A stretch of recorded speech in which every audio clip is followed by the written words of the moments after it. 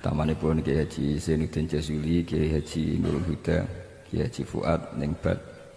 Ini wonten Gus-gus, wonten Gus Taif, Gus Fahim, Gus Makmun, wonten Mbah Kawula, Gus Kausar. Ini yang saya agak kecewa itu moderatornya itu berusaha guyon karena takut tak suruh baca Fathul Wahab. Jadi guyon itu ada dua, guyon yang memang sudah selesai seriusnya. Saya pernah diceritain Mbah Mun, kata Mbah Mun, Kiai maca kitab guyon dikritik. Maca kitab kok guyon, terus kata Mbah Mun membela diri. Mergo macane wis iso, mulane iso guyon. Nak ra iso wis runtuh sensik. Anda baca kitab ndak bisa, itu bisa guyon apa ndak? Ndak bisa, roh kitab wis meriang. Jadi orang guyon itu bukti alim. Tapi ada juga guyon yang menghindari ngomong serius kayak moderator gitu. Jadi ini masalah ya.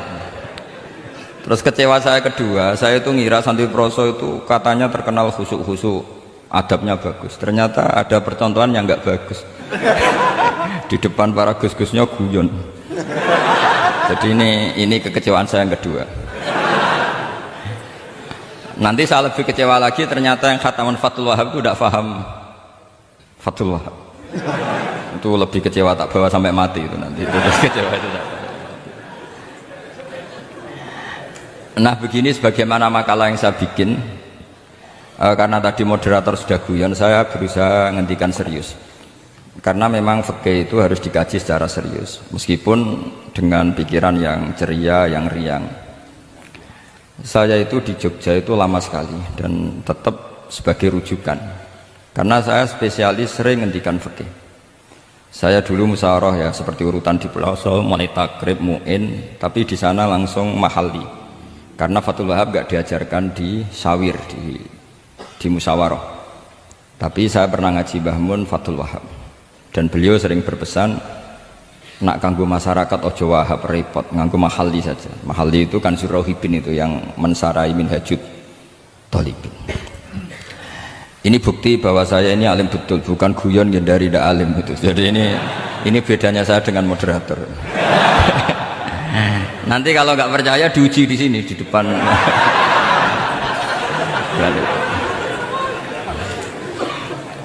Saya ngaku alim itu bukan karena sombong, tapi keharusan. Karena begini ya, kalau kamu punya istri mau melahirkan, itu mesti nyari tulisan bidan.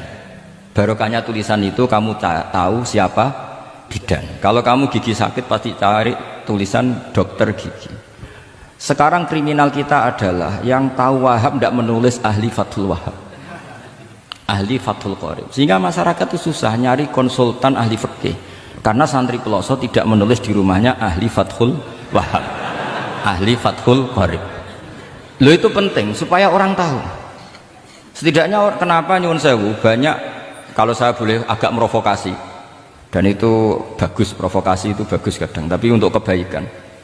Kenapa orang-orang lain itu menjadi rujukan? Karena mereka memaklumatkan diri, dengar gelar RC, MA, terus ahli fikih. Tapi kita yang ngaji Wahab, khatam, musyawarah khatam, nggak nulis di rumahnya ahli Fathul Wahab.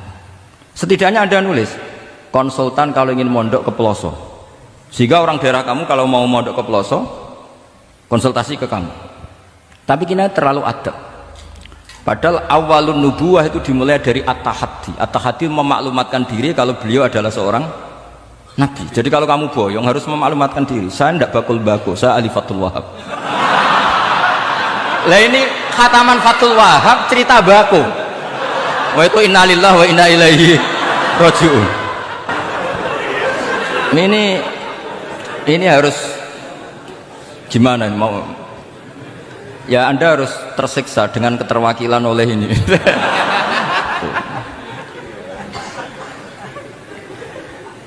Saya ini baca kitab banyak sekali, termasuk kitab Ithaf. Ketika beliau mensarai Ihya, itu cerita kitab yang saya baca fil fikhi itu dihitung mulai mazhab Syafi'i sampai Hanafi semuanya. Saya baca kitab tasawuf ini, jadi memaklumatkan diri. Awal dari nubuah itu memaklumatkan diri, sehingga orang gampang nyari. Kalau orang bisa nyari bidan, nyari dokter gigi karena tulisan, kenapa orang kesulitan nyari ahli Fathul Qorib? Kalau kamu ahli konflik, tulis saja konsultan spesial cerai karena pengalaman pernah cerai, tulis saja. Kalau ahli jomblo, tulis saja ahli perjodohan, supaya orang tahu keahlian kamu di mana. Saya di Jogja memaklumatkan diri, saya bisa baca Wahab, saya bisa baca Bukhari, saya bisa, bukan dalam konteks sombong, karena kebutuhan umat yang ingin tatap bu'u asari Rasulullah, mencari-cari asari Rasulullah itu terpenuhi, yaitu dengan ngaji orang yang ahli. Tunjukkan kalau baca kamu benar, dan sebagai solusi umat ini punya problem banyak, dan kamu mengajar dengan manhaj yang jadi solusi, yang jadi solutif, yang bisa jadi jalan keluar. Tapi kita ndak, santri itu banyak keluar dari pondok, tapi karena miskin, sudah dari mbahnya bapaknya memang sudah miskin ya. Terus atas nama humul, atas nama ikhlas, terus sering menyembunyikan diri, pura-pura ada alim, memang sebetulnya ada alim juga kadang itu. Akhirnya terus orang sampai nggak tahu kalau itu alumni pondok. Tapi ketika ada orang konsultasi sama pihak lain, mereka tersinggung karena kok nggak ke dia. Mau ke dia gimana? Udah ada tulisannya, udah ada potongannya. Malah tadi cerita mbako segala itu kan apa ya? Nah, saya ingin kembali lagi. Saya punya teks hadis yang riwayatnya seperti ini. Meskipun hadis itu misalnya dhaif, banyak aditnya, banyak penguatnya. Idza zuharatil bid'ah wal fitan. Sebagian ada tambahan wasubba ashabi. Fal yudhiril alim ilmahu. Orang alim harus menampakkan kealimannya. Wa illa fa alaihi la'natullahi wal malaikati wan nasi ajmain. Justru kalau tidak memperlihatkan kealimannya, dia kena laknat. Artinya yang sopan-sopan tidak memperlihatkan kefatul wahabannya, maka malah melihatkan kembakuannya. Itu jatahnya fa alaihi la'natullahi wal malaikati wan nasi ajmain. Ya, setuju ya? Oke, pasti kenalan. Coba betapa tersiksanya Syekh Zakaria Al-An. Tadi itu mulai ngomong tuh nggak pernah menyebut Syekh Zakaria Al-Ansori. Kayak apa tersiksa? Kitabku dikaji nyebut jenengku era gelem gitu. Padahal Syekh Zakaria Al-Ansori syarat menjadi orang alim seperti dari sekian tarjamah, istilahnya dalam bahasa Arab terbaru itu tarjamah itu Syekhul Islam Syekh Zakaria Al-Ansori. Itu saya pilih yang dari kitab Manhajus Sawi karanya Habib Zain bin Smith. Itu dari sekian manaqib yang saya baca di Sulaiman Al-Jamal, di mana-mana paling menarik itu syaratnya jadi orang alim itu dua, punya guru alim, punya murid alim. Karena Anda akan tersiksa, sangat-sangat tersiksa. Ngaji sama gurunya takut disuruh baca, gurunya alim, mau ngorek ya meriang muridnya alim. Itu yang dialami Syekh Zakaria Al-Ansori, sehingga beliau ngendikan dukik itu bena hajaro ini, saya ini ditempa dua batu, cara jauh digebek dua batu. Mau ngaji ya takut karena gurunya alim alamah, yaitu pengarang Fathul Bari Ibnu Hajar Al-Asqalani. Mau mulang ya meriang, ikut di murid alim alamah jenis Ibnu Hajar Al-Haytami. Jadi aku sampai ngaji ya persiapan, sampai mulang ya persiapan. Kayak apa susahnya jadi Syekh Zakaria Al-Ansori? Mau ngaji setoran ya persiapan, mau ngajar persiapan. Makanya kata Mbah Mun, syarat utama ulama itu harus punya murid alim. Saya pernah didhawuhi Mbah Mun, aku mau gak ada anak Gus Naji itu Gus Naji, saya juga izin jadi kiai. Karena syaratnya jadi kiai itu udah anak alim di murid alim. Izin gak jadi kiai rasa sukses juga tak perlu. Makanya saya ketika kecelok alim itu senangnya bukan main beliau, karena terpenuhi status tadi. Nah ini kalau khataman Fathul Wahab terus bakas baku ini roh Kiai Jazuli tersiksa ini gimana? Ini gimana ini sini? Kalau ukurannya kan gampang, moderator kan dipilih yang paling baik, setidaknya ngomongnya lah. Kalau tidak ilmunya ya ngomongnya. Terus Anda terwakili oleh orang yang enggak jelas. Enggak, saya gojlok ini tidak dosa, karena kalau betul saya ini dosa karena ngerasani orang, berarti jadi kafarah dosanya dia. Soal saya kan amalnya sudah banyak, aman. Aman, jadi nanti. Jadi kalau jatah hasanah saya harus diminta dia, tak kasih aja. Gampang. Masih surplus banyak. Ya masih surplus, masih banyak. Kan orang itu kalau baca Quran satu huruf itu dapat 10 kebaikan. Saya ini hafal Quran, sudah gak terhitung itu sudah. Itu untuk kamu tak saati satu huruf cukup nanti kalau nanti nuntut di akhirat itu tak kasih satu huruf itu cukup. Jadi ya nggak apa-apa, nanti silahkan nuntut nanti di apa akhirat. Tapi kamu lebih satu untuk kamu itu siapa kok nyuruh saya di sini itu. Dosanya lebih besar lagi itu. Saya teruskan ya, saya cerita yang serius. Syarat jadi orang alim itu punya guru alim, punya murid alim. Karena sebagian dari ilmu itu bukan ditempa guru tapi ditempa murid. Imam Fathul Bari, Sahibu Fathul Bari, yaitu Syekh Ibnu Hajar Al-Asqalani, itu beliau sangat mencintai Nabi Musa justru karena dengan tanda kutip protesnya. Jadi ketika Nabi Musa diajari Nabi Khidir dari awal sudah ngendikan innaka inni ala ilmin, atau innaka dulu ya gak apa-apa, dibalik-balik gak apa-apa karena semua kitab kadang riwayat fil makna. Innaka ala ilmin allamaka wah ma'lam a'lamhu wa inni ala ilmin allamanillah ma'lam ta'lamhu. Kira-kira terjemahan bebasnya, kamu punya ilmu yang diajari Allah saya tidak tahu, saya punya ilmu yang diajari Allah kamu tidak tahu, maka innaka lan tastati'a ma yasabra, kamu tidak mungkin bisa menyabari saya, bisa memaklumi saya. Tapi kata Nabi Musa ngotot, tidak, saya harus belajar sama anda. Oke, silahkan belajar tapi jangan tanya. Pertanyaannya itu jangan tanya, fala tas'alni, kamu nggak boleh tanya. Kalau kamu ingin jadi murid yang baik nanti jangan tanya, itu dosa. Dengarkan aja. Ya dengarkan saja. Nah, tapi Nabi Musa tetap tanya. Ketika ada kejanggalan secara syariah, Nabi Musa tetap tanya.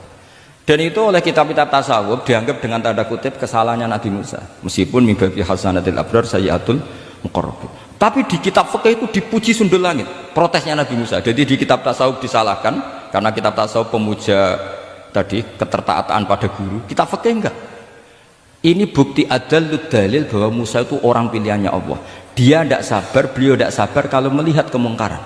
Jadi gugatannya Nabi Musa dianggap apa? Sur'atu ghiratihi fillah atau sur'atu ghiratihi fillah. Ada yang baca ghairah, ada yang baca ghirah. Ini karena ngadepi santri Fathul Wahab. Saya terpaksa baca 2 kali. Siji ben ketok alime, nomor loro nak kowe ra iso tak warai, nak maca. Karena dalam kiro asab ya mesti gitu, kalau nggak doikin jadikin. Karena yang satu cara berpikir masdar itu aslul mustaqot, maka nggak perlu kena harokat munasabah. Jadi saro yasiru sairon, tidak perlu siron. Faza yafuzu fauzan, tidak perlu fuzan karena masdar aslul mustaqot, jadi tidak perlu kompromi dengan harokatul munasabah. Tapi orang Arab tetap bilang dikul maisha, apa? Tetap bilang dikul maisha. Tapi qiraah kita fala takufi doiqin, bukan pakai apa? Dikin. Ya, makanya kemungkinannya 2. Saya baca 2 kali ben ketok alime. Karena saya ini menghormati sampean. Mosok ngundang wong ra alim kan sini-sini wong. Nomor 2 anak kowe ra iso tak warai kalau bacanya itu 2. Jadi andai kan saya ngajar di pondok pelosok saya baca mesti 2 kali. Wayah sibu zaidun kada, wayah sabu zaidun kada. Karena dalam qiraat sab'ah ada yang baca yahsibu, qiraat kita baca yahsabu. Tapi guru-guru kita kalau ngajar fikih itu bacanya yahsibu. Tapi kalau baca Quran yahsabu. Ya kan Quran kita kan ayahsabu Allah yaqdiru alaihi ahad, bukan dibaca ayahsibu. Saya teruskan. Jadi syarat jadi orang alim itu harus punya guru alim dan murid alim. Imam Fathul Bari ketika menganalisis Nabi Musa itu beliau memuja Nabi Musa. Ini bukti ghirahnya Nabi Musa yang luar biasa. Beliau paling tersinggung kalau untuk hikat hurumatullah. Orang sudah ditolong kok gak matur nuwun malah merusak perahunya. Jadi itu secara syariat itu mungkar. Kalau mungkar ya harus diprotes. Artinya itu sifatu madhin. Protesnya Nabi Musa itu sifatu madhin, bukan sifatu dhamin. Itu Ibnu Hajar Al-Asqalani, gurunya Syekh Zakaria Ansari. Ketika orang tasawuf nganggep yang dilakukan Musa itu agak-agak mazmum karena protes sama guru. Pertanyaan saya ke anak-anak Fathul Wahab, kamu milih siapa? Milih partainya Ibnu Hajar Al-Asqalani apa milih partainya orang tasawuf? Selama ini roh potongannya sampean milih yang tasawuf. Karena sampean dengan ilmu pas-pasan ini gak suka kalau ada murid tanya. Mboten ngaku mawon. Tapi karena tadi logika syariatnya kata Ibnu Hajar Al-Asqalani, Musa itu kalimullah termasuk ulul azmi, sementara Khidir hanya seorang nabi. Apa yang dilakukan Musa tentu lebih keren karena beliau seorang nabi dan rasul. Jadi jangan kira terus di situ merupakan mangkobah, satu derajat yang luar biasa bagi Nabi Khidir mengalahkan Musa, itu enggak. Tapi ini juga mangkobah bagi Musa, betapa tidak sabarnya beliau ketika untuk hikat hurumatullah. Dan itu Ibnu Hajar Al-Asqalani dalam bingkai itu. Jadi beliau itu sangat ringan sekali. Artinya gini, kita bahas Zakaria Al-Ansori nggak bisa tanpa bakas gurunya, yaitu Ibnu Hajar Al-Asqalani. Nanti saya bakas muridnya. Lah yang mulai bakas muridnya itu kamu harus siap-siap. Karena kiai-kiai di pelosok itu alim alama. Masalahnya nanti pasti di muridnya. Saya Zakaria Al-Ansori aman karena punya murid Ibnu Hajar Al-Haytami. Ibnu Hajar Al-Haytami aman karena punya murid Zainuddin Al-Mali dari yang ngarang mulai jenengan ini. Jadi masalah bukan pada gurunya, tapi pada siapa? Muridnya. Terus Ibnu Hajar Al-Asqalani itu orang yang luar biasa. Saya pengagum beliau karena saya kalau baca Bukhari pakai pertolongan sarah beliau yaitu Fathul Bari.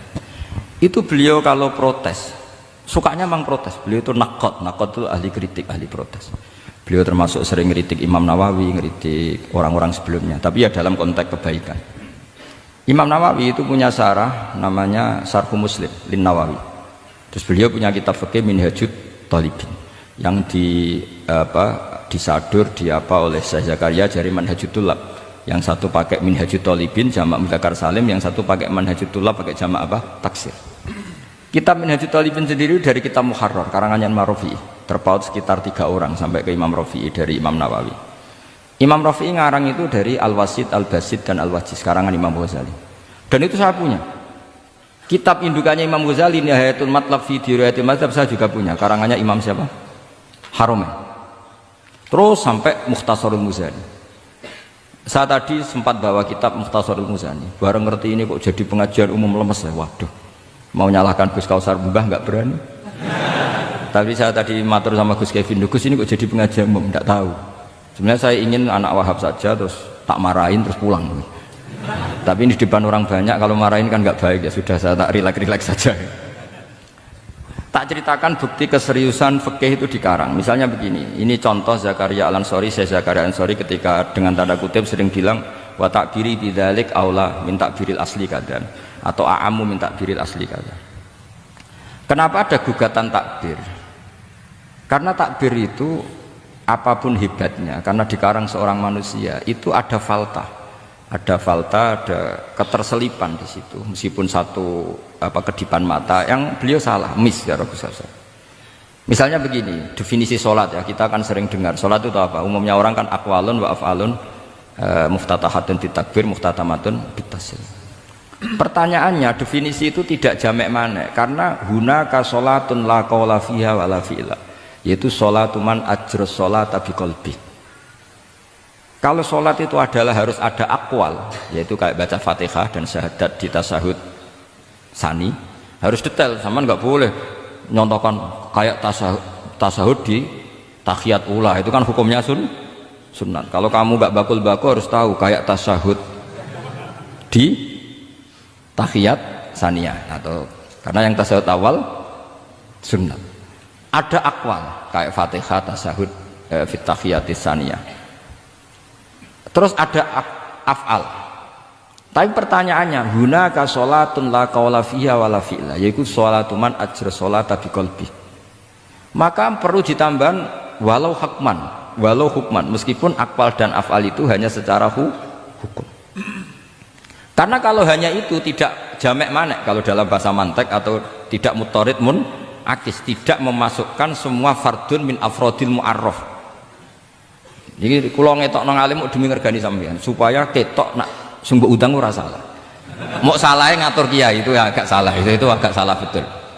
Saya itu juga agak gimana, besok itu saya diminta Gus Reza ngisi sama Gus Reza. Gus Reza itu cucunya Mbah Karim, Mbah Mun dulu ngaji Mbah Karim. Jadi orang kok kayaknya manfaatkan saya sak karepe dhewe gitu, karena saya ini mangkalah tua terus ini. Padahal saya kalau mau angkuh ya, kalau saya boleh sombong, itu buyut saya ketujuh itu namanya Mbah Soleh bin Asnawi Sepuh, itu gurunya Mbah Soleh Darat. Dan Mbah Soleh Darat gurunya Mbah Hasim. Tapi angkuh kan haram, jadi ya sudahlah pakai tawaduk saja. Sebenarnya kalau saya boleh angkuh, kalau sampean malah lebih bisa angkuh lagi, ketemu di Nabi Adam. lebih putu Nabi. Saya ulang lagi. Kalau kamu mengkaji Wahab secara serius, itu kajilah seperti saya ini. bahwa hukum itu harus dibenturkan dengan fardul masalah, dengan pengandian masalah.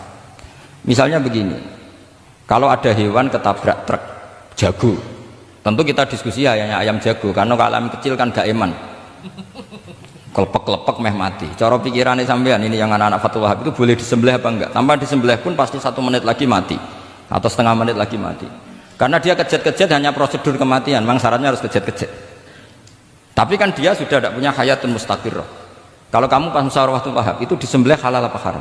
Tidak, sampean jawab saja, enggak usah sungkan, enggak usah jawab aja. Nah, ini ada Gus Makmur, ada Gus Wahim, halal apa haram? Cara pikirannya Syekh Zakaria Al-Ansori, bajuri itu haram karena dia tidak punya hayatun mustaqirrah. Oke, haram.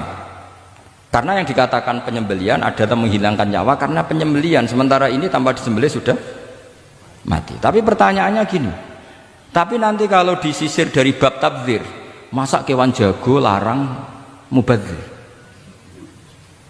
Maka menurut mazhab Imam Malik pokoknya keceluk di nyawa, angger keceluk di nyawa disembelih ya halal karena jenenge nyembelih hewan yang masih hidup senajan tahu kejet.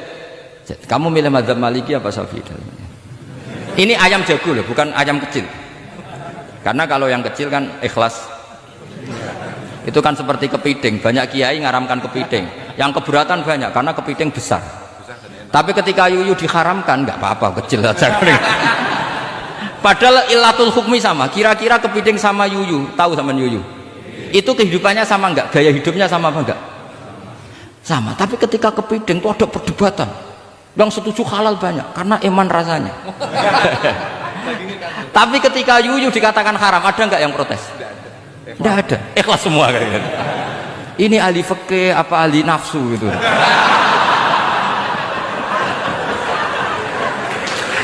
Jadi apa debat itu akhirnya nggak mutu kan? Coba kehidupannya kepiting sama yuyu itu sama apa enggak? Sama. Kenapa kepiting mukhtalaf alaih kalau yang yuyu hampir semua kiai meyakini haram? Kenapa? Sama. Saya itu pernah betul ngalamin, saya mau pas jalan-jalan sama putri saya ada ayam jago ditabrak truk itu. Sudah kejut-kejut, tanya orangnya, Gus ini halal enggak? Saya bilang untuk kamu halal. Lama-lama orangnya penasaran, kok untuk kamu, untuk hukum kok ada untuk kamu, untuk hanya tanya, gak Gus sak mestine iku piye? Kon tak haramno ya ora siap, wong kon iman nggih Gus bener. Ya misale cara jenengan. Aku kiai kurang pegawean tapi ya mangan pitik kejet-kejet aku. Tapi ini logika ya, logika yang dibangun fikih. Fikih itu kalau bangun kaidahnya gampang. Fikih itu gampang sekali karena sesuai fitrah manusia. Misalnya fikih itu kadang saya baca itu ya tertawa. Coba, orang wajib mandi karena keluar mani. Ya sudah keluar mani wajib mandi. Sebetulnya keluar anak itu tidak ada hadisnya, nggak ada dalilnya. Tapi wajib mandi orang nifas itu karena mengeluarkan anak. Itu orang-orang fikih yang masih asli itu kalau bilang ya li anal walada maniyun munakidun. Ya kadang-kadang sembrono. Ya enteng saja. Mbah jenengan tak nonton tenan ngendikan gitu. Li anal walada maniyun munakidun. Jadi sampean itu ya maniyun munakidun. Jadi khurujul mani itu ya punya far'ul hukmi yaitu khurujul walad. Sama-sama yujibul ghusla. Karena sama-sama apa? Maniun batin mbah tak nut-nut tenan kok terus ini ngajak guyon apa piye gitu. Dan ulama itu memang rileks. Ketika Syekh Zakaria Al-Ansori membela mazhab Syafi'i yaitu dalam konteks tahur. Kita tahu kan kalau ghafir itu mengampuni, kalau sering mengampuni disebut ghafur. Syakir orang yang terima kasih, kalau sering syukur disebut syakur. Sehingga rata-rata sifatnya Allah itu ikut sifat mubalaghah, wahhab, faul ya. Ya kan itu aturannya gitu kan, fa'alun aw mif'alun aw fa'ulu fi kasratin an fa'ilin badil. Nah, logikanya kalau wa anzalna minas sama ima'an tahura, artinya kalau nak maknani gini, wa anzalna lan nurono ingsun Allah minas sama isange langit, nurono ma'an ing banyu tahuron kang iso nyucikno bolak-balik. Karena faul adalah untuk lil kasroh atau lil mubah, harusnya nggak ada mustakmal. Maka saya sering kadang balelo nggak ada mustakmalan karena wazannya faulan tohuron. Tapi Imam Zakaria Al-Ansori, Syekh Zakaria Al-Ansori bela-bela madzhab Syafi'i, kata beliau ya'ti faul bimaknal alat, kayak sahur lima yutas saharubi. Tapi ya agak-agak takalluf. Agak-agak apa? Termasuk takallufnya lagi, saya Zakaria Ansori, atau faul bimakna takrir atau mubalaghah fi udwin wahid. Di sini biasanya baca udwin apa udwin, tidak tahu saya. Pokoknya bacanya 2 kali gak apa-apa. Umumnya apa? Udwin ya. Ya sudahlah, ikut partai sampean saja. Saya ini agak grogi, saya pakai mazhab Peloso harus ikut guru apa mazhab sarang yang nggak harus ikut tapi akhirnya salah, tidak tahu saya. Karena kata Mbah Mun gitu kalau membela diri. Nak ngaji ning Peloso Lirboyo murid kudu maknani. Ya apik ben murid roh makna. Tapi nak sarang gak oleh dimaknani. Mergo sarang ketika dinyek al ilmu sayyidun wal kitabatu qaiduhu qayyid apa? Suyudaka fil hibalil wasiqah, kata beliau iya tapi nak naline kakean ya mati padha wae. Itu karena itu tadi itu guyonan ya, guyonan manhaj. Ini sudah saya sama ini koalisi yang baik. Karena saya punya mazhab sarang, sama punya mazhab Peloso, harus sama-sama konsisten dengan mazhab masing. Nanti di mahsyar nanti kita ketemu. Siapa yang ahli Fathul Wahab, siapa yang ahli Bako.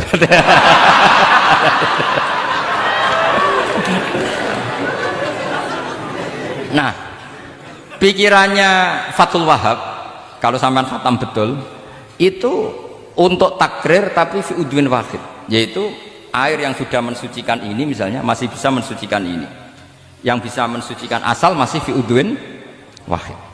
Ya sudah, di situ saja takrirnya atau mubalaghahnya di situ, bukan ke anggota yang lain. Oke, itu meskipun agak, tapi Imam Malik dan semua ulama hampir mengatakan tohur itu ya tetap di kasrotil istimal, artinya ya sudah bisa takrirut tathir. Tapi yang bilang tathir digugat lagi, digugatnya gini, tohur itu mubalaghah dari tohir bukan dari mutohir. Ini kalau sampean fasul masail, sampean nggak pernah tahu fasul masail sedetail ini, nanti diulang lagi khatamannya. Tohur itu bukan mubalaghah dari tohir tapi dari mutohir. Padahal bahasan kita tentang tathir bukan tentang tuhur. Sampean mikir toh?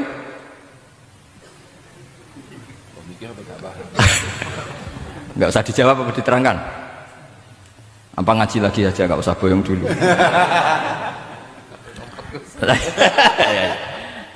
Nah, kemudian akhirnya ulama mulai mikir bahwa lama nalit tohiriyah ilah dengan fungsi tohuriyah, tidak ada gunanya disestatuskan suci kemudian tidak berakibat mensucikan, karena ini air masih murni ma'un mutor, kecuali kayak teh kopi berstatus suci tapi tidak mensucikan. Tentu ma'an tohuro di konteks itu adalah tohir mutohir, karena contohnya air mutlak bukan kopi.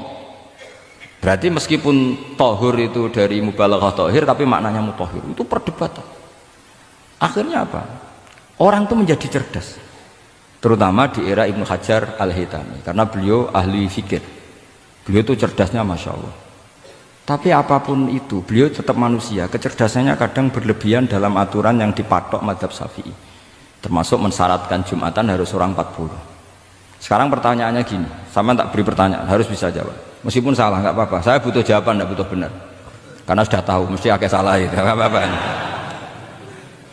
Ketika ada satu kampung yang orangnya tidak sampai 40 dan mereka ingin Jumatan, menurut kamu itu harus Jumatan, apa boleh Jumatan, apa harus duhur? Apa ya Jumatan ya duhur? Masyarakat gak mau biasanya. Tidak, harus Jumatan, boleh tidak Jumatan, apa harus duhur? Apa nggak perlu ada hukumnya, ben karepmu. Nah, di kitab-kitab I'anatut Thalibin, Sayyid Abi Bakar Sato, itu beliau ngendikan kamu harus tetap Jumatan meskipun jumlahnya belum 40. Karena apa? Madharat tarkil Jum'ah itu lebih ngeri ketimbang mensyaratkan 40 yang asal usul dalilnya itu tidak jelas. Imam Ahmad bin Hanbal kalau ditanya apakah Jumatan harus 40, itu ghadiba ghadaban sadidan, marah besar. Lam yarid fil adat nasun, tapi nggak ada dalam adat Jumat dan nas. Imam Syafi'i itu hanya asumsi, biasanya wong 40 mesti ono waline. Tapi potongan-potongan gini meskipun sebanyak ini kan enggak, sampean menjamin enggak kalau ada 200 orang ada walinya ini? Dulu itu 40 orang pasti ada walinya, sekarang buat 1000 enggak ada jaminan ada wali. Dulu itu ada dua wali, yang satu rokok, dikritik sama yang nggak rokok. Mosok pangeran dikebuli katanya karena tapi wali rokok ini ahli tauhid. Allah laisa bimakanin katanya. Saya tidak tahu ini jadi ya, kacau. Wali itu kalau sudah debat itu bener mana? Yang satu goslo, wali kok rokokan, pangeran kok dikebuli. Yang satu bilang apa? Allah laisa bimakanin. Itu saya teruskan.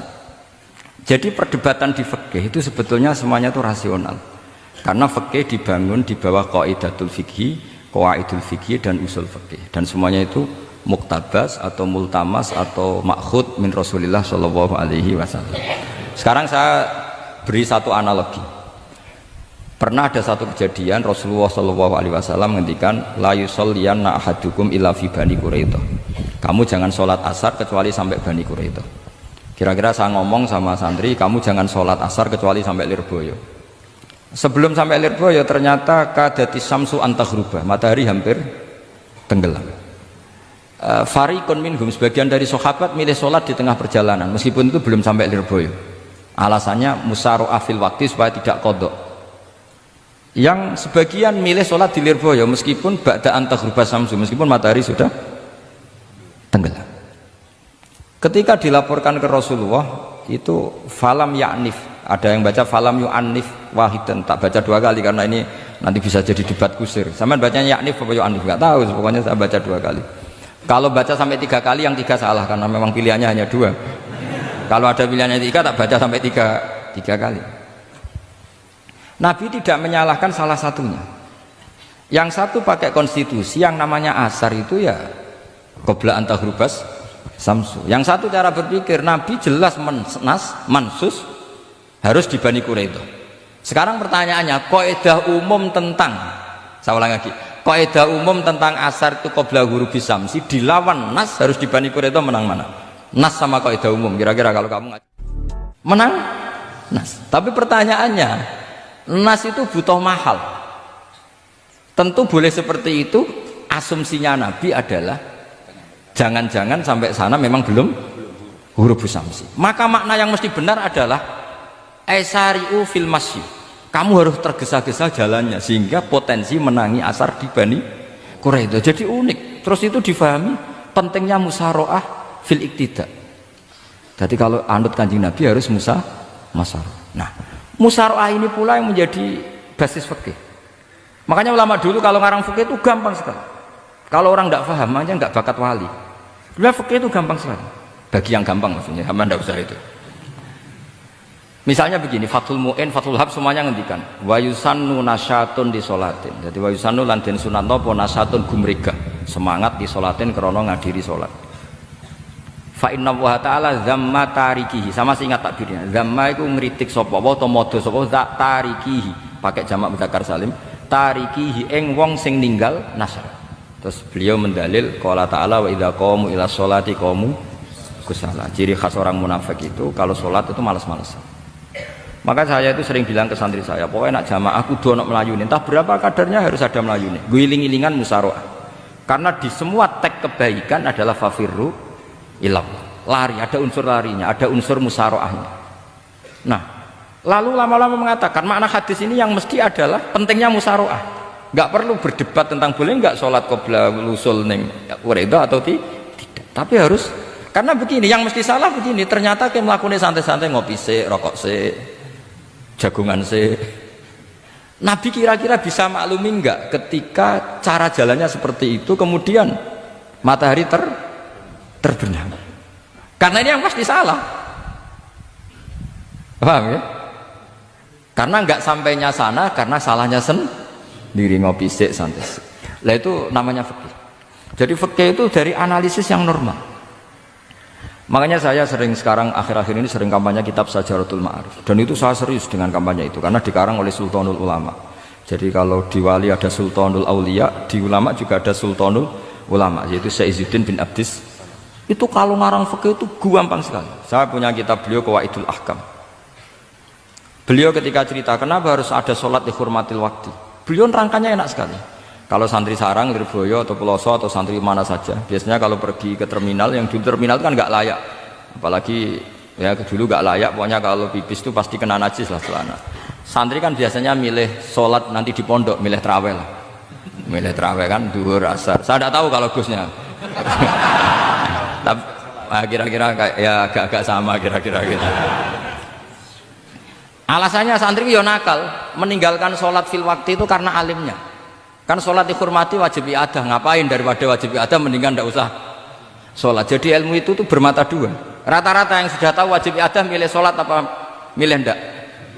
Ndak, potongan-potongan rai gini tuh. Ndak, kira-kira aja. Milih ndak kan? Karena tahu wajib iadah. Tapi nanti setelah sampean alim dan bakat jadi wali dan sampean belajar kitab Qawaidul Ahkam, itu pasti milih sholat. Saya semenjak belajar kitab itu ya milih sholat, tapi tidak usah dimafhum apa dulu tidak sholat, tidak usah seperti itu. Itu mafhum yang salah itu, yang berbasis suudzon. Jadi mafhum seperti itu salah, ya masalah itu. Suudzon itu masalah. Kata saya Izzuddin bin Abdissalam memberi penjelasan, kenapa harus sholat dihormatil waktu? Karena khotorun najasa, bahayanya najis atau ritsun najasa, kotorannya najis. Itu layafi, kalau dibaca ritsul layafi dengan pentingnya sholat. Karena butuhnya Allah, butuhnya malaikat, kalau boleh dibahasakan butuh ya dalam ilmu fikih kan dibahasakan gampang saja. Ada orang sujud di waktu yang diwajibkan sujud, sehingga diabaikan syarat sholat itu harus toharatul badan, wa tasawubi dan wal makan. Kok kira pantas ono waktu sholat kemudian la tasjudu fil waktu sajdah. Jadi akhir gampangannya wes tetap keren, meskipun kowe salat nganggo najis ora sempurna tetap keren. Piye-piye cara didelok malaikat kok dhuwur wis keceluk sujud, keceluk musholli. Daripada kowe misale asar gak salat alasanmu oh celanaku najis, maghrib ora salat. Terus jare malaikat berkhataman Wahab kok kelakuane ngono kan gitu kan. Karena malaikat tuh delok kok dhuwur. Bablas asar, bablas maghrib, bablas isya, meskipun sampean punya alasan nanti menisan di rumah atau di pondok, tapi ini kan melewati waktu yang harusnya ada sujud. Sehingga dalam syarat jamak takhir misalnya apa? Kamu harus niat akan jamak takhir di waktu sholatil ula, biar ada bedanya tarku karena sembrono dengan tarku yang karena ingin mentakhir. Paham ya? Itu jadi sama-sama fikih, kualitas yang dikarang Sultanul Ulama dengan sing RT itu ya beda. Dan sama harus baca kitab yang dikarang rajanya ulama supaya kamu tambah pinter. Nanti kalau gak pinter-pinter nanti sowan saya. Tetap gak pinter karena itu jatah. Makanya ada usah sowan ya, nanti gak ngefek juga gitu.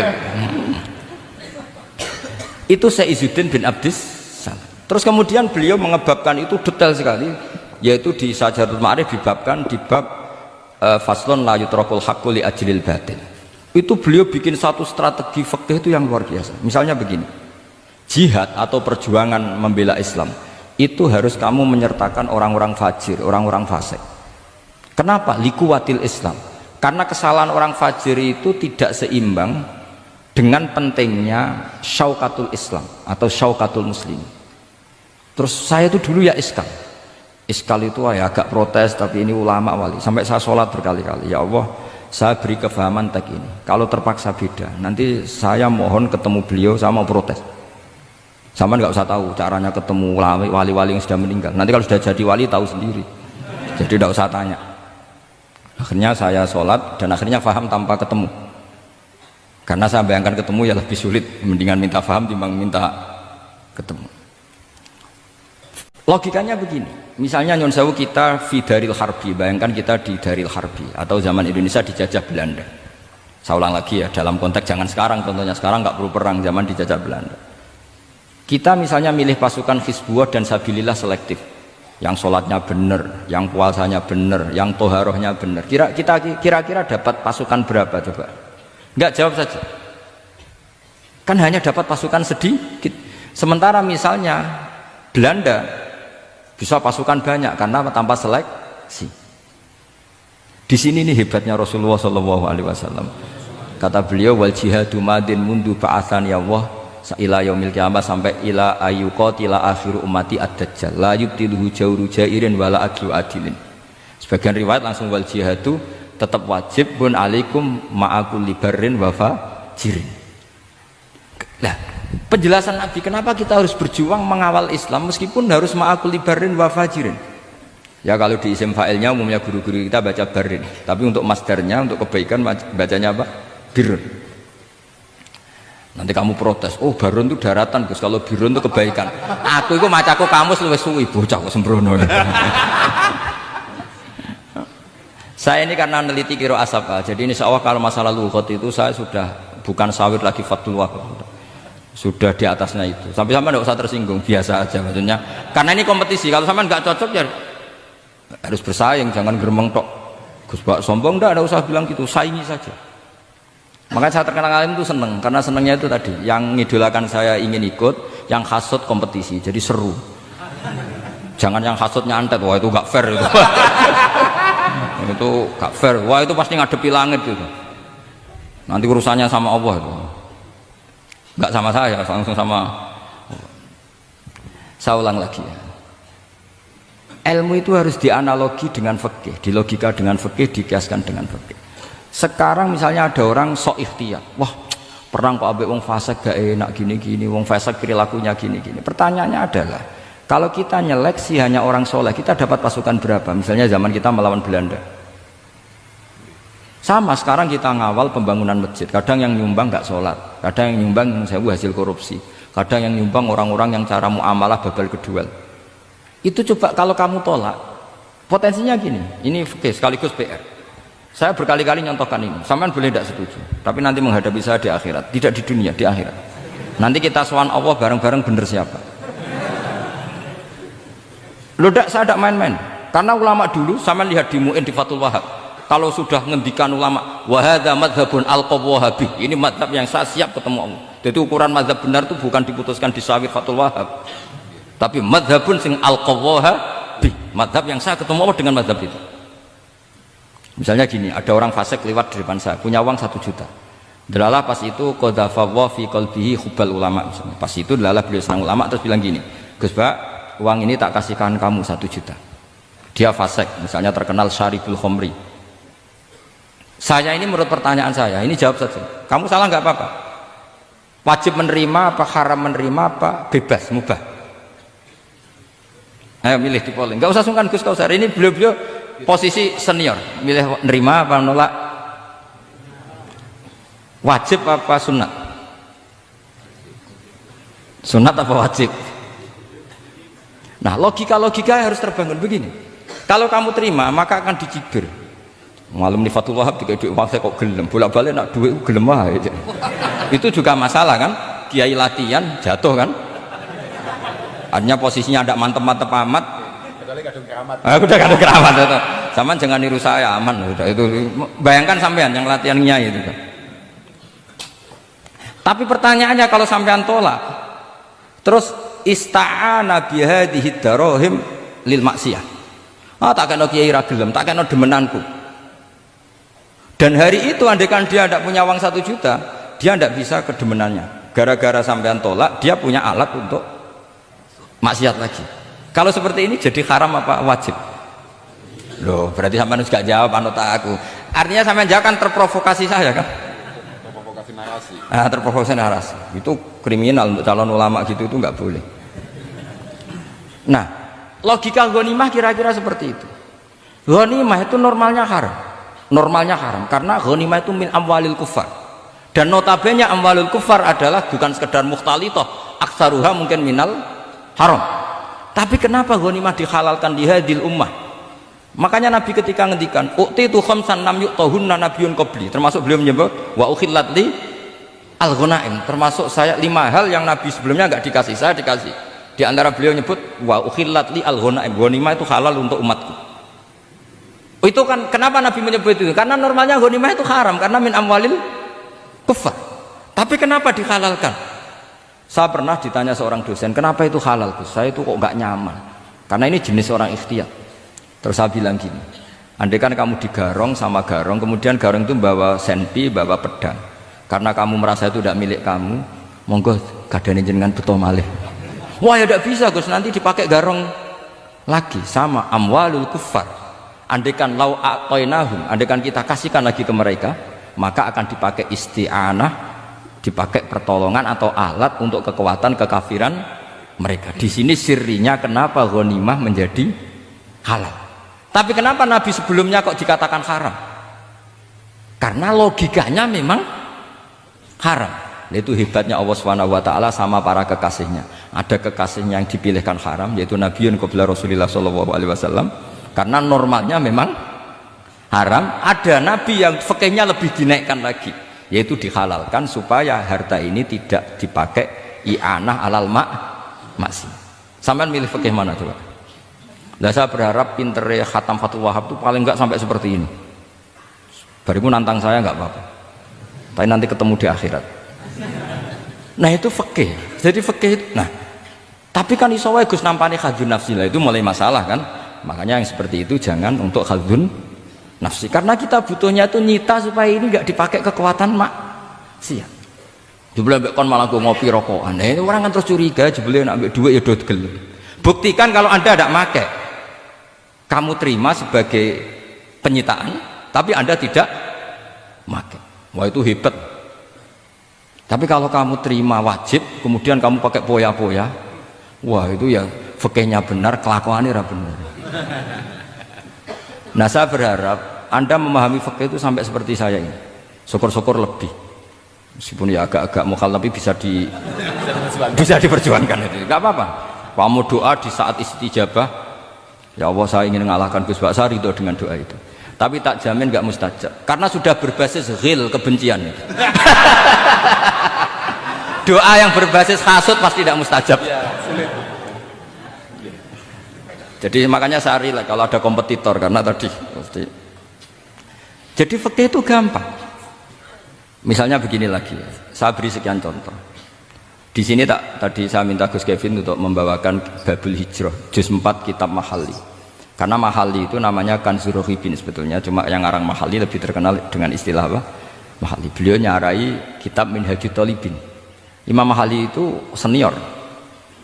Jadi Syekh Zakaria Al-Ansori itu ya beliau sudah menyulap Minhajut Thalibin jadi Manhajut Tulab, tapi beliau ikrar kalau itu awal-awalnya dari Imam Jabah.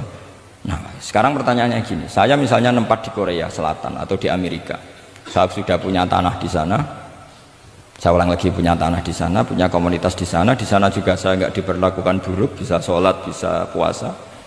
Hukumnya saya pindah ke Indonesia atau ke Mekah atau kemana saja, hukumnya haram apa boleh? Saya tidak mendapat perlakuan yang macam-macam. Kalau saya disakiti dan dipaksa menjadi kafir, maka wajib hijrah. Kalau nggak ada pemaksaan itu, kira-kira hukumnya gimana? Ada ulama yang mengatakan hukumnya haram hijrah, harumatil hijrah. Karena apa? Li alla yastauliya bitil kalbukah atau tikal bukah al kufaru. Karena sebetulnya kamu tidak dianggap sekedar pindah ke Indonesia, tapi membiarkan tanah yang dulu kamu pakai sujud, tanah yang dulu kamu pakai sholat, tanah yang sudah menjadi komunitas muslim menjadi komunitas kafir, berarti dianggap pembiaran. Itu fikih. Jadi fikih itu logikanya sebetulnya normal. Maka seperti ini, saya masih ingat betul pernah didhawuhi Mbah Mun ketika di Madinah. Nak zahire hadis ya, itu Sayyidina Ali itu ya ono salah, ndak salah loh redaksinya, ono salah. Mergo Nabi sering muji wal Madinatu khairun lahum law kanu ya'lamun. Madinah adalah kota terbaik. Sataftahuna kadza wa kadza, Nabi sampai gitu. Tapi Nabi selalu ngendikan wal Madinah khairul. Tapi Sayyidina Ali tetap pindah ke Irak, Kufah. Ya, zaman itu terkenalnya istilahnya Kufah karena belum ada istilah Irak. Ke Kufah. Pindah ke Kufah, kemudian beliau menyebarkan Islam di Kufah. Terus punya murid awal namanya Hasan Basri, murid paling sukses. Itu orang-orang Basrah, bukan orang Temanggung, orang Basrah. Itu orang Basrah. Semua riwayat mengatakan itu orang apa? Basrah, jelas bagul-bagul. Bukan. Itu sangat jauh dari. Nah, karena Hasan Basri murid paling sukses ini pindah ke Basrah, maka ilmu setelah itu Basrah.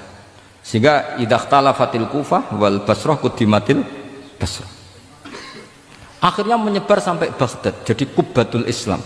Orang bisa dikatakan alim kalau sudah dikatakan alim di Baghdad. Termasuk Imam Syafi'i itu ngajinya di Baghdad. Padahal beliau lahirnya di Gaza. Huzah itu kalau sekarang itu apa? Gaza. Askolan itu juga Palestina. Nah, dawe Mbah Mun. Tapi Sayyidina Ali ku wong alim. Saiki nak wong Islam tengok-tengok ning Madinah berarti membiarkan bumi Allah di sana-sana itu tanpa ada Islam.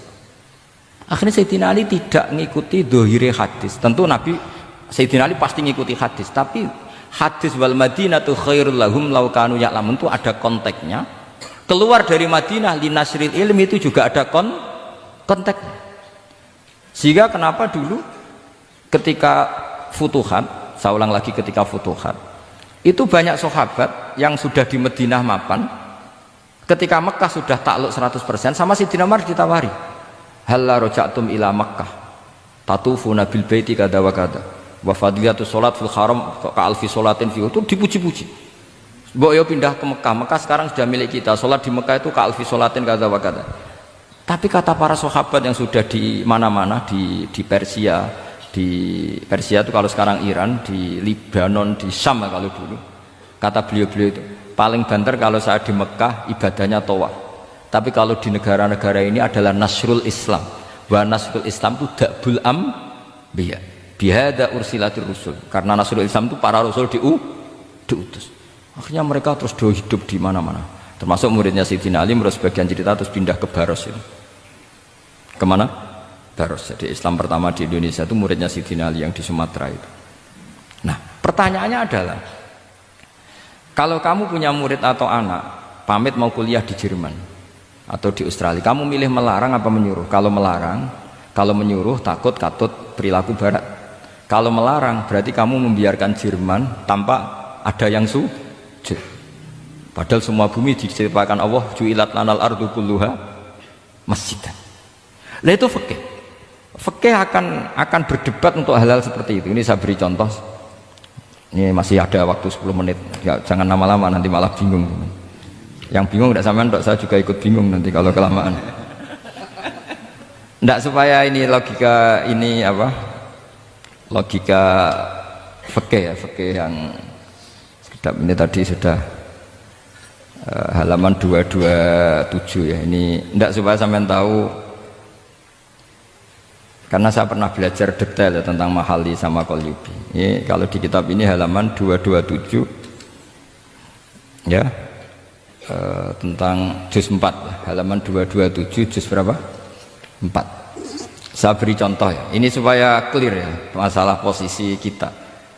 Jadi misalnya sama orang Indonesia pindah ke negara lain, terus Indonesia kemudian ditempati orang-orang yang nggak benar, berarti kamu ikut tanggung jawab. Saya baca, Bismillahirrahmanirrahim.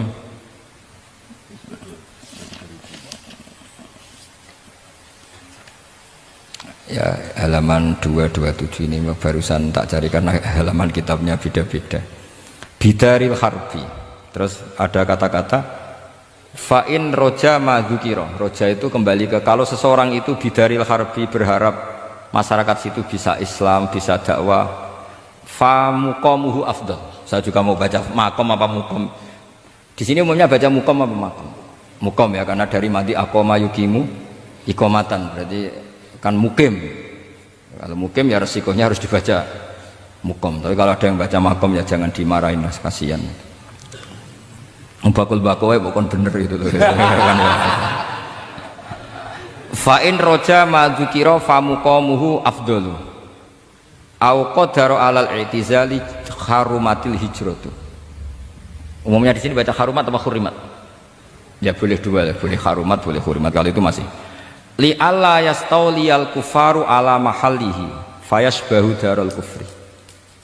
Jadi artinya gini, misalnya saya di Jogja misalnya, atau di Jakarta atau di Batam, di situ atau di Papua, di situ kamu merantau di sana sudah bisa menciptakan komunitas Islam. Kemudian kamu pindah, itu bukan dianggap pindah secara mubah karena kangen keluarga, enggak, tapi ada masalah. Setelah kamu pindah ini yang menghuni siapa? Jangan-jangan min dari sujud ila niklab misalnya. Itu fikih. Jadi fikih itu sebetulnya normal saja. Tapi karena kita baca tidak detail, terus kayak apa gitu, kayak fikih itu aneh semua. Dasar gak bakat alim. Jadi sebetulnya fikih itu normal. Makanya kembali ke tadi, kalau orang alim tidak mau izharul ilmi fa alaihi la'natullahi wal malaikati wan nasi asma'in. Misalnya saya ini terkenal membawa Islam yang mudah, yang menyenangkan. Orang itu sampai maksiat itu cari kesenangan.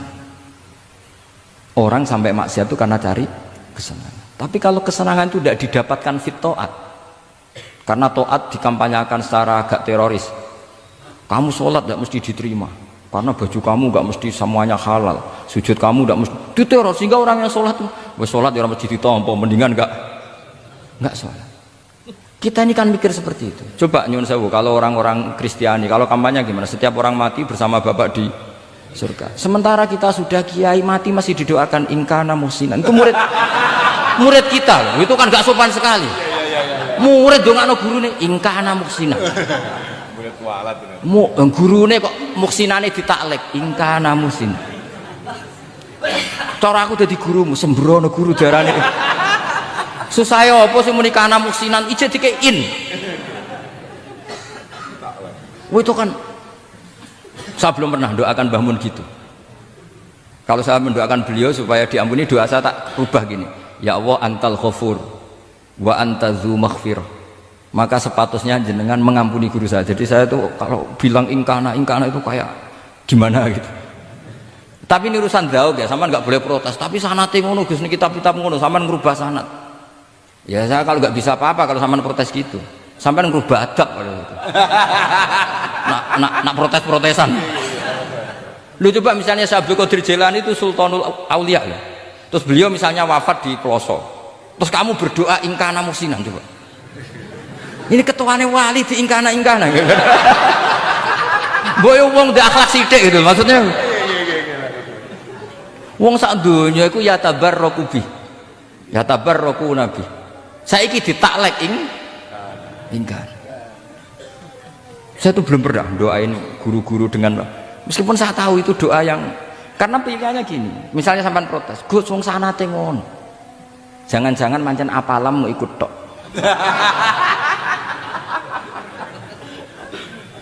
Loh Imam Syafi'i itu kalau doain mayit, ini sekaligus ijazah tapi haram ditiru.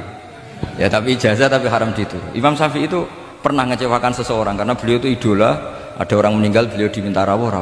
Doanya hanya gini toh, ya Allah, engkau itu tetap menjadi Tuhan meskipun tidak menyiksa orang ini. Jadi menyiksa orang ini tidak kebutuhan engkau. Kalau tidak jadi kebutuhan engkau ya tidak usah dilakukan. Itu terus pulang keluarganya gerembang, piye dong ngono tok. Tapi satu keluarga itu diimpeni, mayat itu diampuni gara-gara doanya Imam Syafi'i. Ya Allah, anta ghaniyun. Anta itu ghaniyun an adzabim. Engkau tidak perlu menyiksa orang ini. Engkau tetap Tuhan, tanpa menyiksa orang ini tetap Tuhan. Jika itu tidak kebutuhan engkau, ya sudah tidak usah dilakukan. Terus iya. Jadi kalau saya doain guru-guru ya Allah sifat ghafur engkau itu pasti efektif. Enggak mungkin sifatnya jenengan kok boten tembus. Ya sudah, ya seperti itulah ya Allah.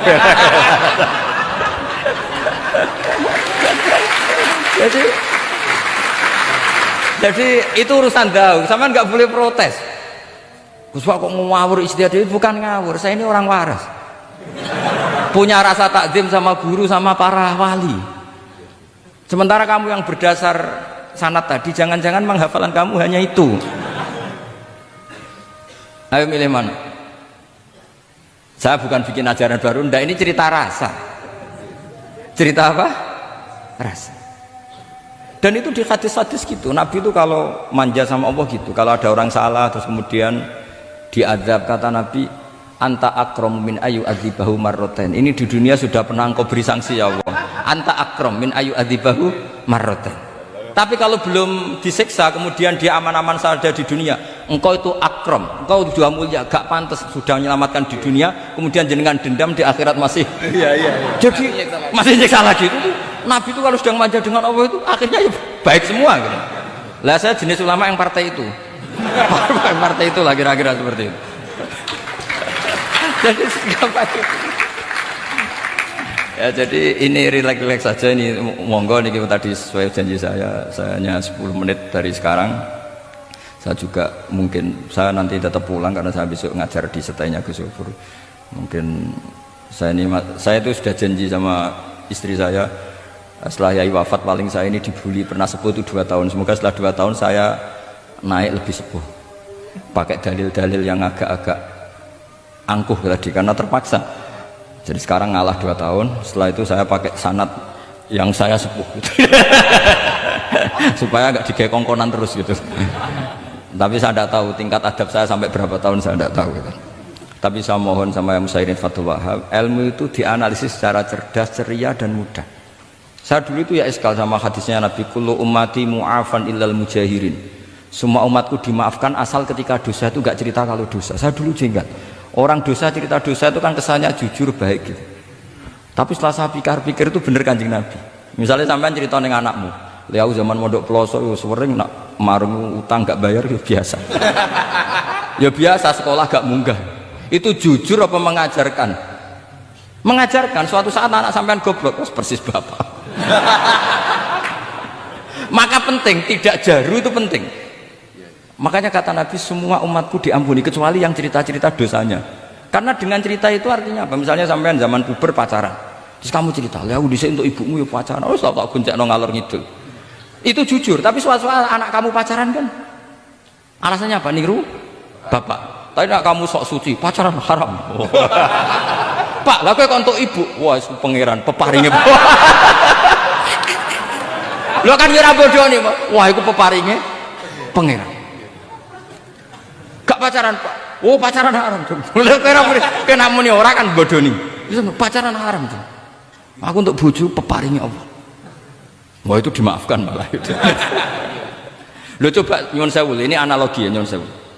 Kalau andekan semua yang pernah zina itu ngaku zina, kalau itu jumlahnya 1000 saja, 1000 itu punya keluarga, satu orang minimal punya keluarga 10, akan dipakai justifikasi kalau suatu saat zina berdasar pernah Pak D-nya atau Pak L-nya, iya enggak?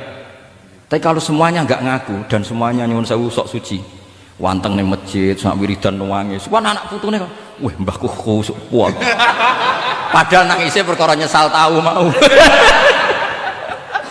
Tapi artinya apa?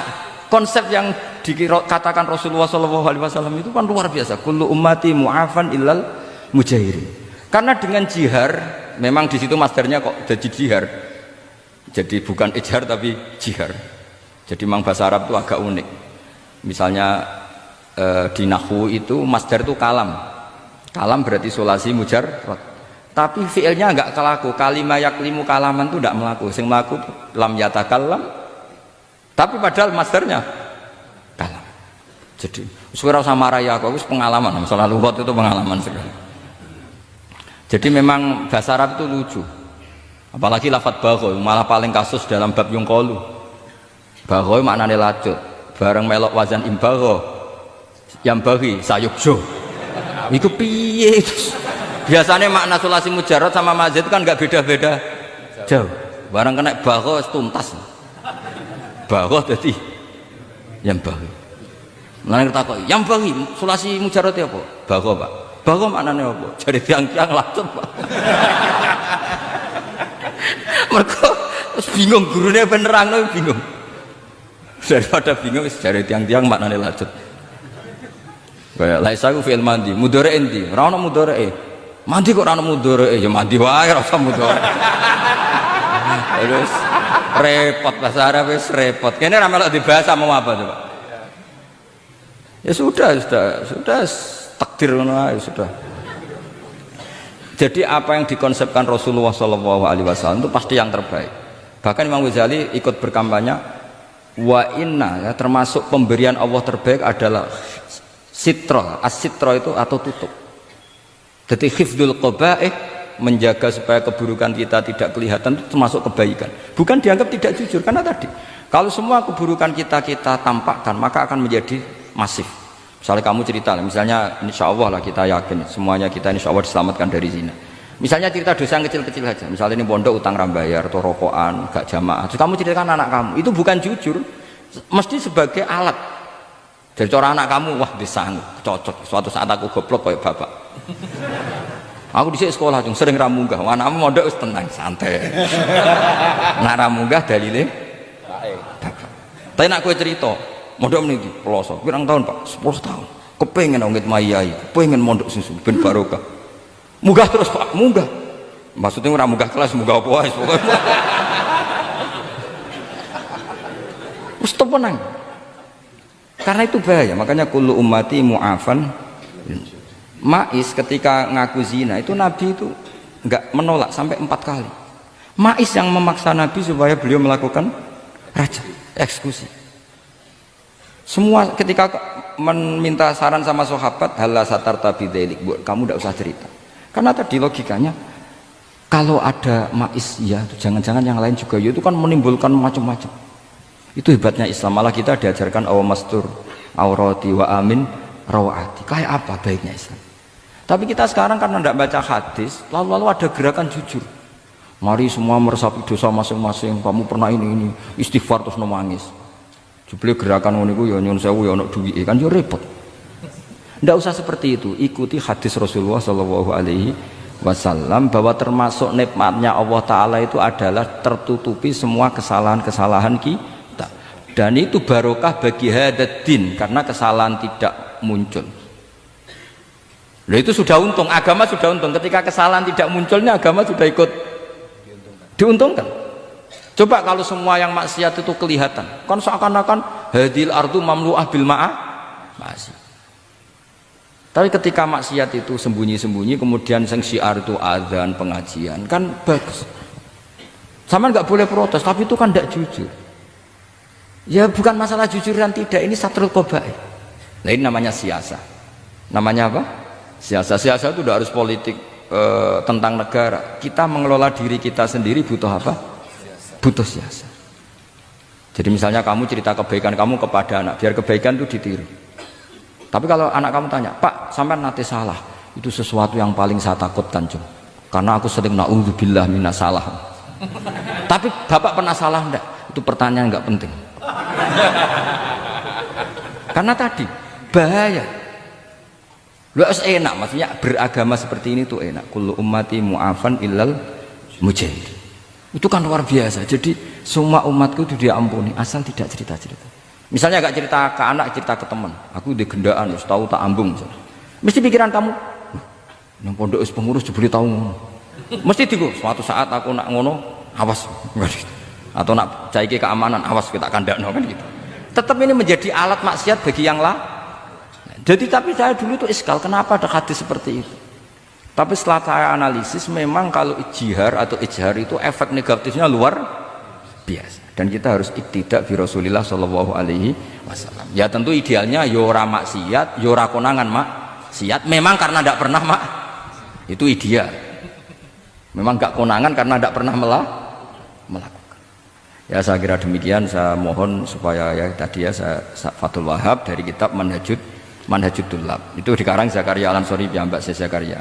Tapi kitab itu sebenarnya dari Minhajut Thalibin. Minhajut Thalibin dari kitab Al-Muharrar. Itu dari kitab Basit, Wasit, Wajis. Terus itu dari kitab Nihayatul Matlab fi Dirayatil Madhab. Itu mensarai kitab Mukhtasarul Muzani. Karangannya Imam Muzani ketika diimlakkan Imam Syafi'i. Karena semua karangan Imam Syafi'i itu amla alaina Syafi'i.